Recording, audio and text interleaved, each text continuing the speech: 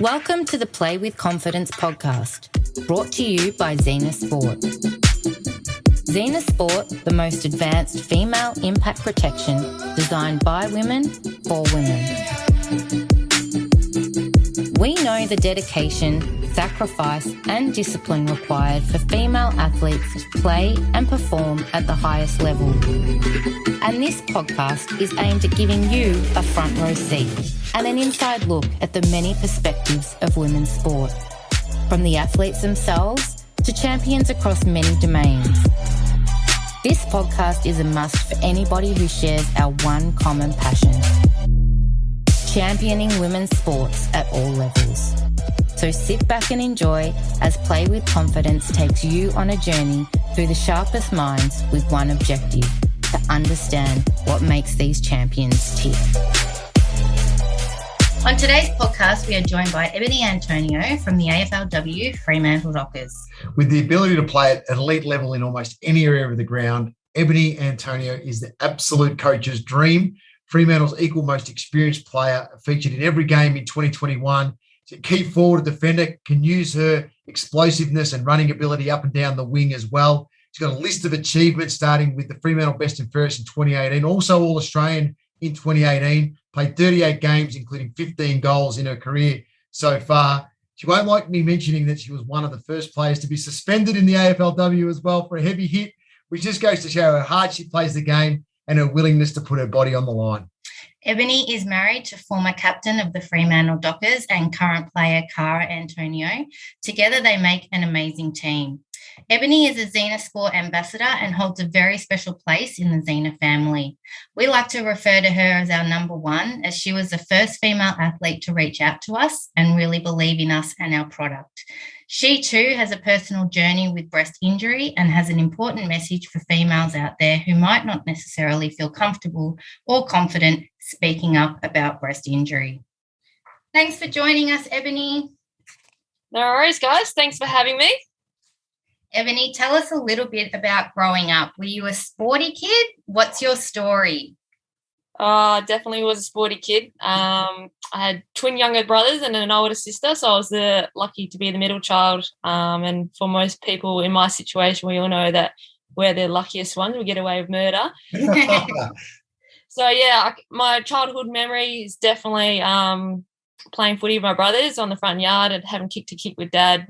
Dad played all through his junior career up in Barracoppin, so footy was definitely entrenched in me as a young age. But obviously I didn't have the opportunities as a young girl to play footy to the highest level like we do today, so I took up basketball, and that's where my basketball journey kind of took over.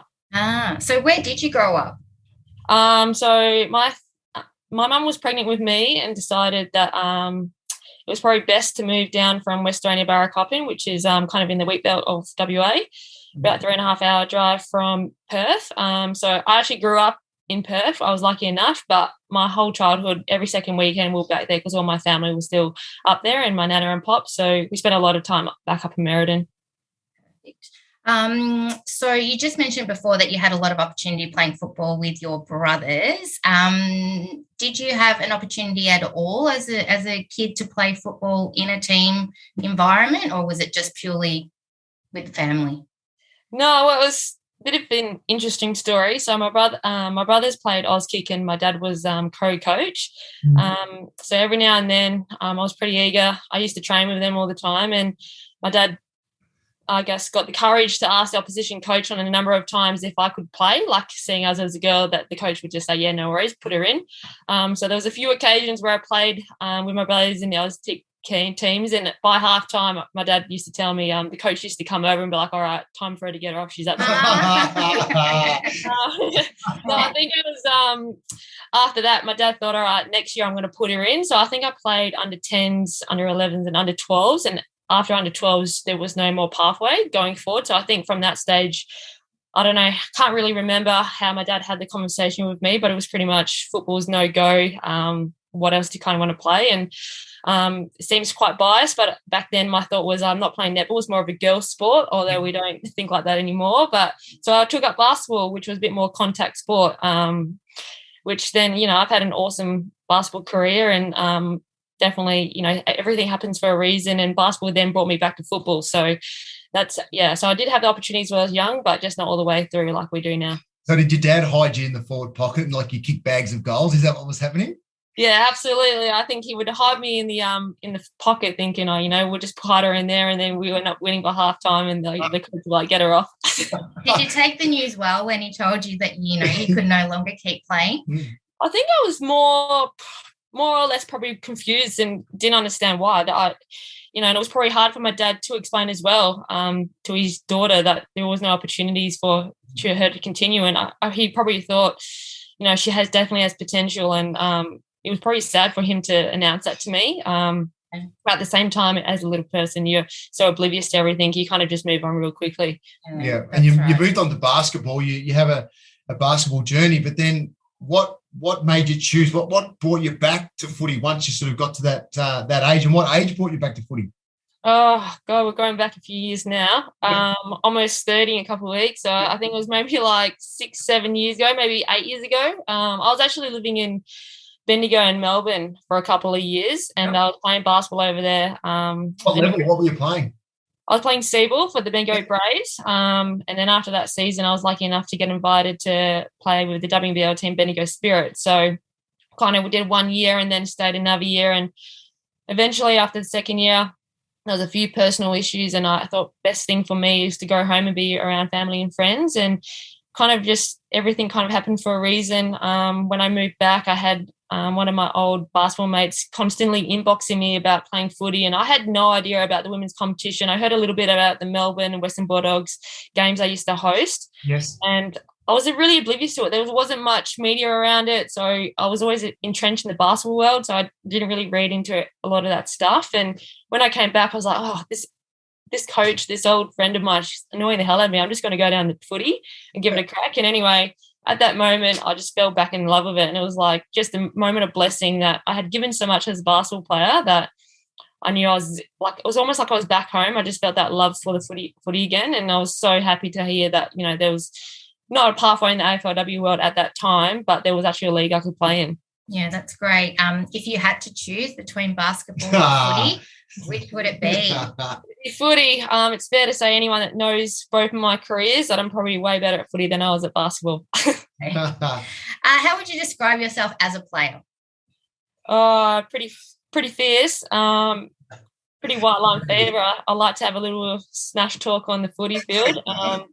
But I'm actually trying to, take a little step back and do less of that and probably more mentor the kids coming up now. I've taken a step back out of leadership group this year. It hasn't been announced, but probably will be. Alongside Cara, obviously stepping down as captain. So Antonio's out of leadership group and probably playing more dividends. I'm really looking after the wing players in Ellie Reynolds, who's come across from North Melbourne, and Michaela Hyde, and kind of mentoring them. And whenever I do retire, I just want to know that I've done everything I can to help mentor these kids and leave them in a good spot for free to take them further. It's a real sort of balance, isn't it, Ebony, when you're mentoring young players, but you're still trying to focus on your own performance and getting yourself in the right space to continue to play well. Also, how are you finding that? Yeah, it's been different. I get real frustrated real easily, so I'm trying to, like I said, really work on that, and also be wary of my body language, because I've got so much competitiveness about myself. It's probably my weakness at the same time. So it's kind of like I need to almost take like 3 seconds to breathe and be like, all right, how can I turn this around to make it more of a positive thing in the learning curve for these younger girls? So all the girls know what I'm like, so I'm lucky enough that they know what I'm like, but at the same time, I'm really enjoying it. It's been hard, but I think I've found a really good balance at the moment. That's great. Can you describe what it was like running out for your first game? Yeah, with Fremantle? I love this. Western Bulldogs, actually. Wasn't the greatest result, but I've never been so nervous. I played in a lot of championship games through my basketball career, and there was nothing like that feeling standing in the race. And we have an awesome photo of it actually right behind me, Cara leading the troops out for the first time. And I generally felt sick. I almost asked the doctor, could I have some sort of nausea tablet because I was that sick? Yeah. But that game didn't turn out so well for me. I actually got it reported, first one in the AFLW. I mentioned that in our intro. Yeah, so all my little apprentices get stuck into me. They think it's hilarious, which I don't, because I remember crying like a little girl after the game thinking, oh, I'm a reporter, I won't get to play, next week. But yeah, look, I remember that game like tomorrow, and I'll never forget it. And I can't wait to, relive those memories with Cara once we retire, and hopefully our little kids when we decide to go down that road. It was an amazing start, wasn't it? To, like you talk about that, the first game at Princes Park was gates were closed. It was a great build up, wasn't it, to the first round of the AFLW? Yeah.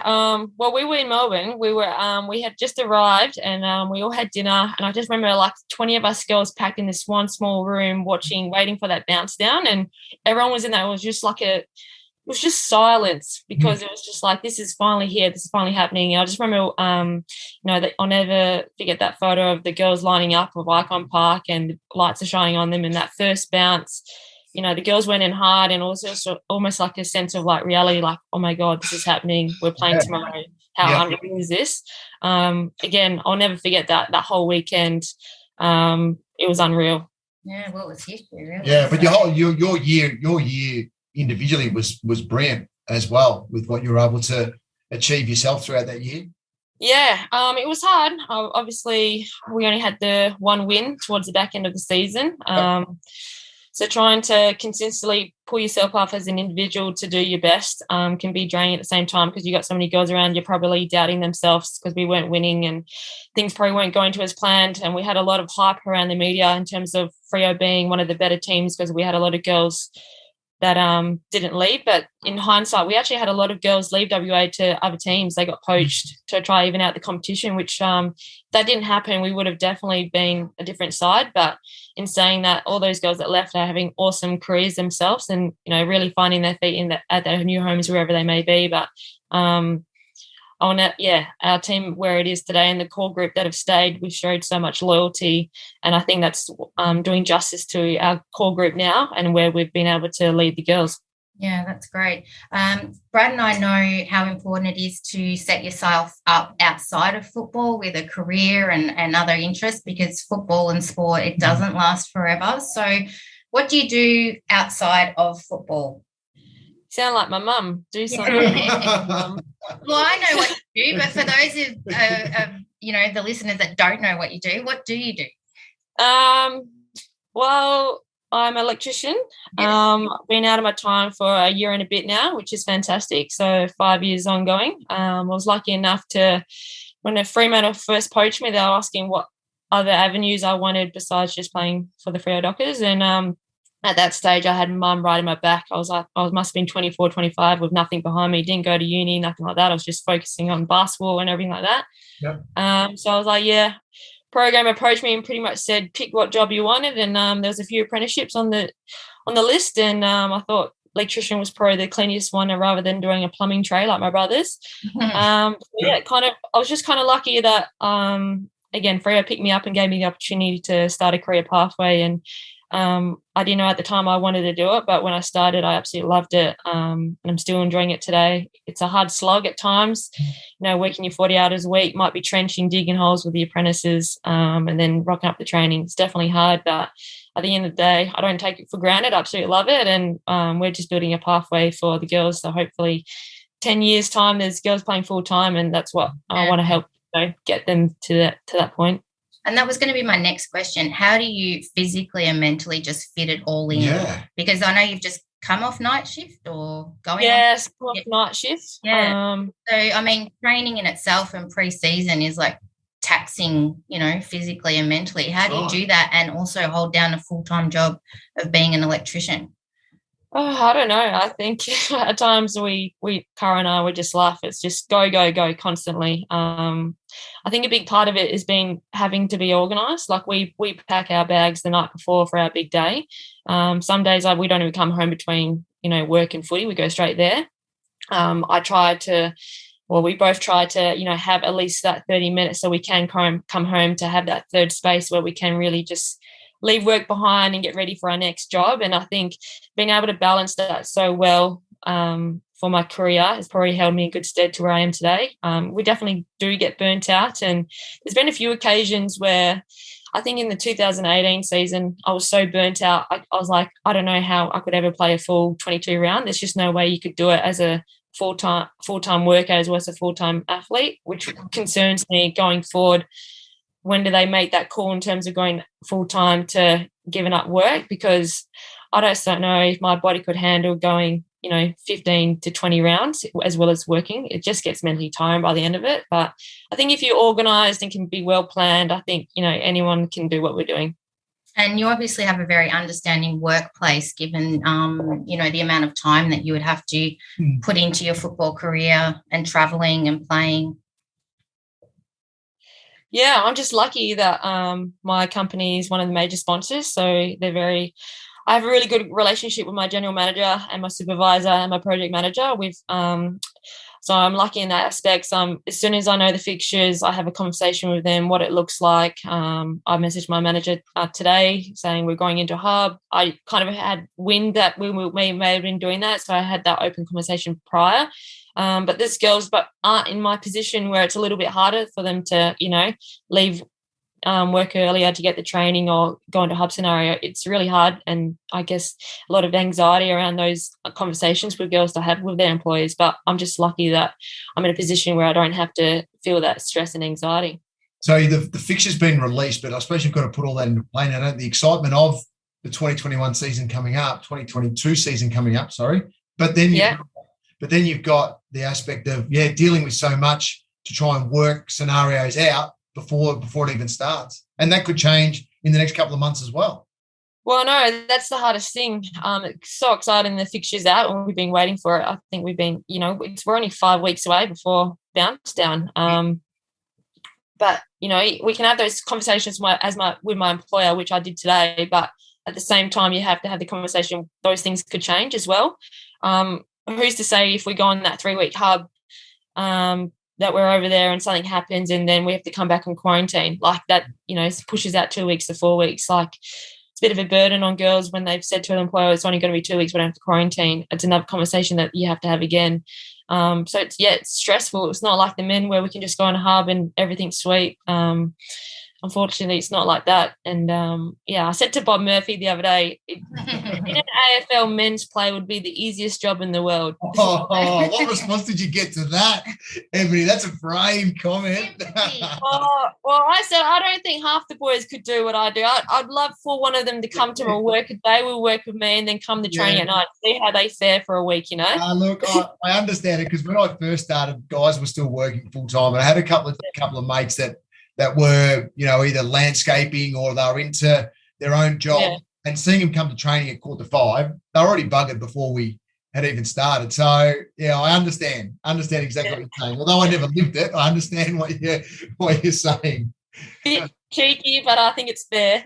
Well, you've got half the Bulldogs team over there anyway. With in the footy club. You've got Matty Boyd and Simon Garlick's running the show, and you've got Bob now. Yeah, no, it's they're all been amazing additions. I'm sure you guys speak highly of them as I do, and Bob's been fantastic. He's probably jumped up to one of my favourite guys at the club now. So we have a weekly catch up and walk around the oval and have a good chat. And I think he's finding out very soon how cheeky I can be. So just give it 12 months. He always has an immediate impact, but just wait 12 months and see how you're going. I'm already getting into him. He's lack of tan. He's grey hair. Yes, everybody, I love it. Poor Bob. That's it. Now, Ebony, we mentioned in the intro that we call you our number one because you were the first female athlete actually to reach out to us. And I remember when I first set up our Instagram, we probably only had a couple of hundred followers. And, at that time I was stressed about whether anyone would actually even follow us, let alone be interested in our product. And I remember receiving a DM from you and ran into Brad in the office, and I was like, oh my God, we've got, someone that's interested in wearing it. You should actually see our faces, Ebony. If you visually could have seen it, it was magnificent. And so it was really exciting for us. But how did you actually come across us?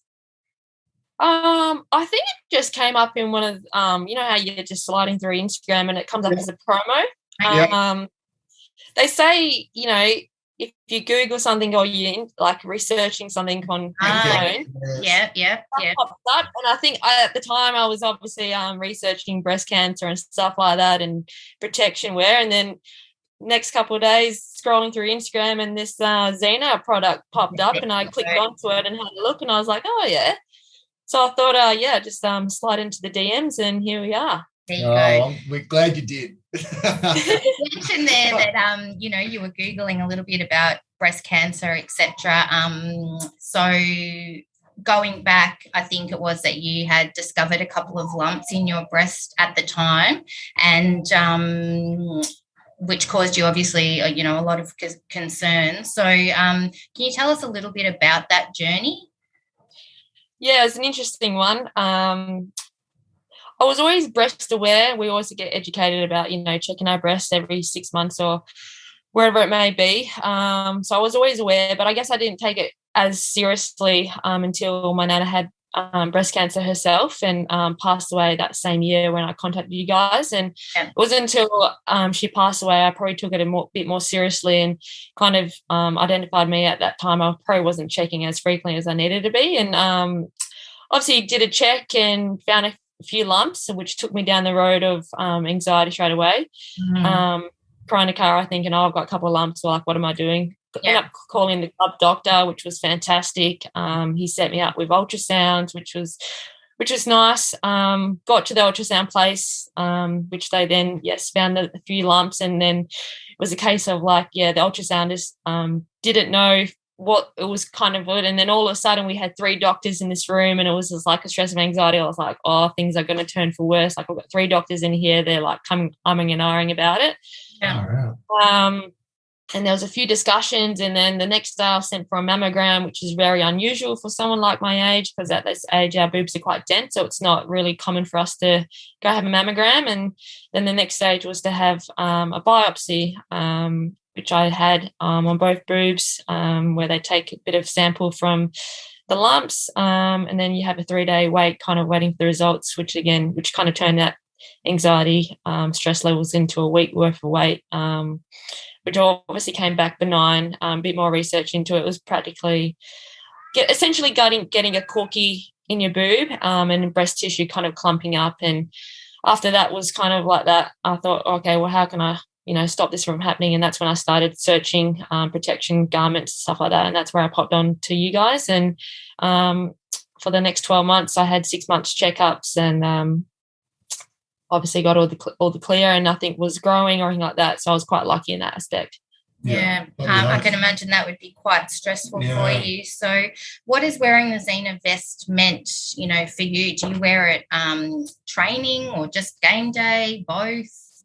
It's quite hot over near WA, so every now and then I wear it training, more so on a Tuesday night session where it's a bigger load, and as well as Saturdays we're doing match simulation, so it's like pretty much gameplay the whole day Saturday. So those 2 training sessions, and then game day, I 100% do wear it.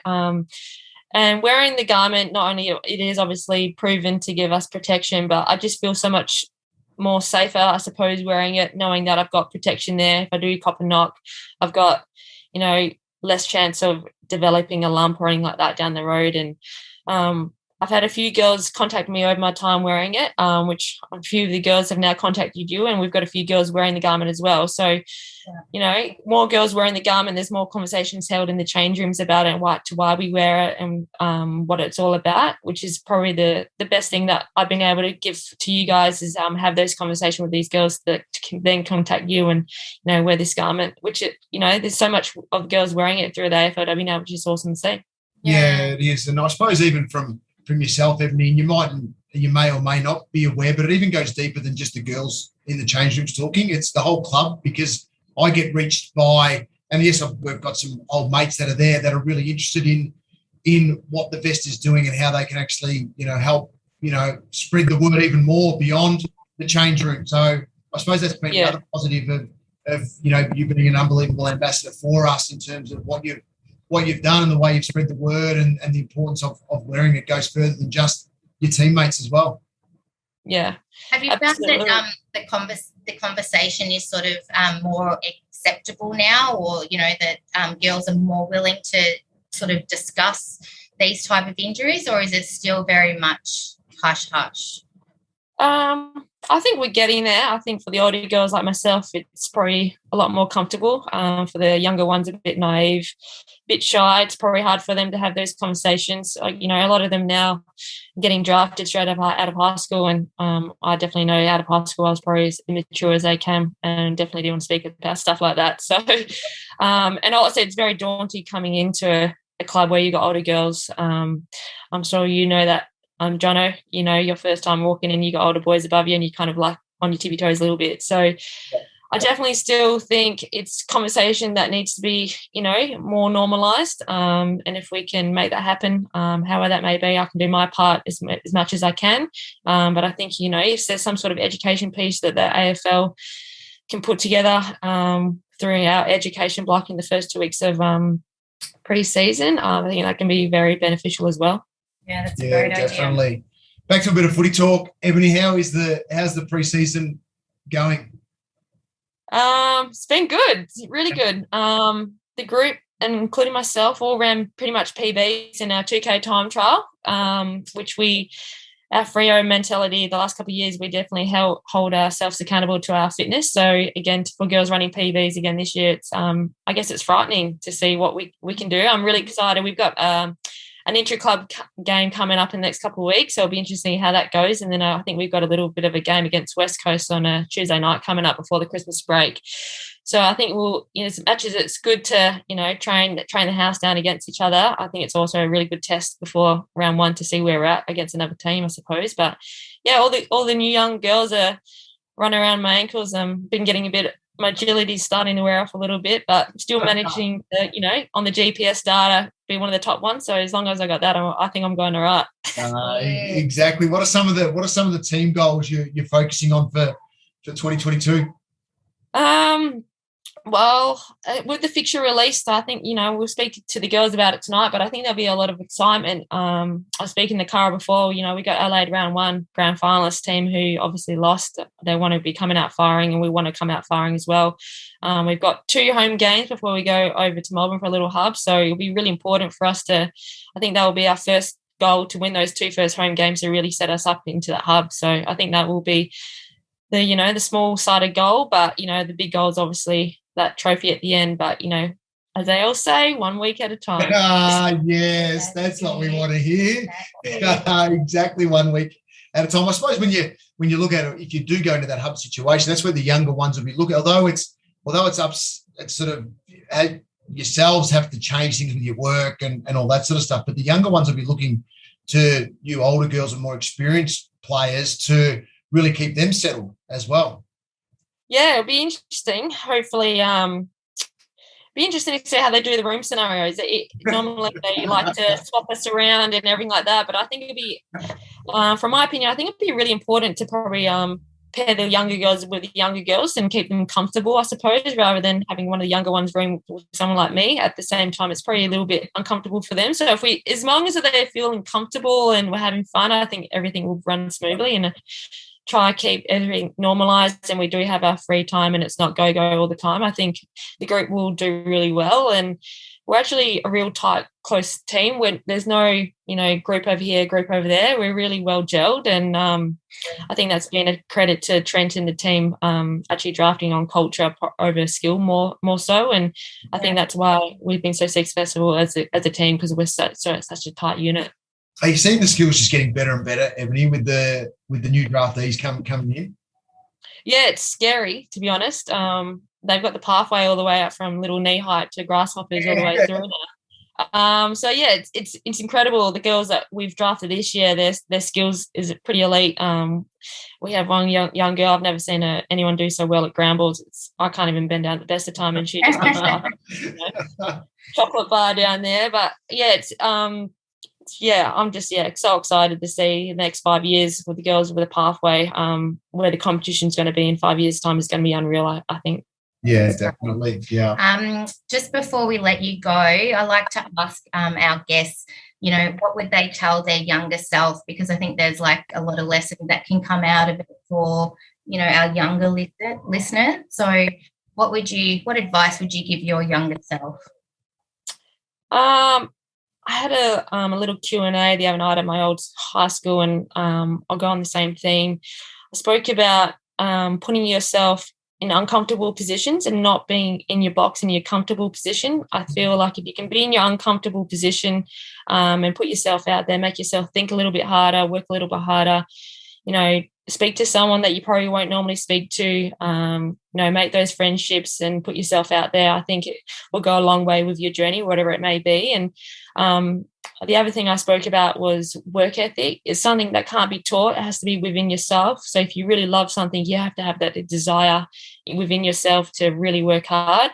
It's probably one of the most common things you see across all coach sports, that it could be someone with all the skill in the world, but they just don't want to work hard and it never works out for them. So you've got to find it within yourself to really drive yourself to want to get the success that you need. Yeah, absolutely. Yeah, well, that's brilliant. It's so been good. awesome chatting to you today. You're a star, Ebony. Look how hard you work. You're an electrician. You work. You're on night shifts. And you're our number one Zena ambassador. Yeah. You better give me raps on the commentary there, Jono. Seriously. Yeah, don't worry. That's a given. That is an absolute given. So just take a couple of bounces, kick one from 45 and watch me go. Yeah, as long as you don't call me an old fart running around. Then you have to do your Zena celebration dance. Yeah, that's right. Oh, I know.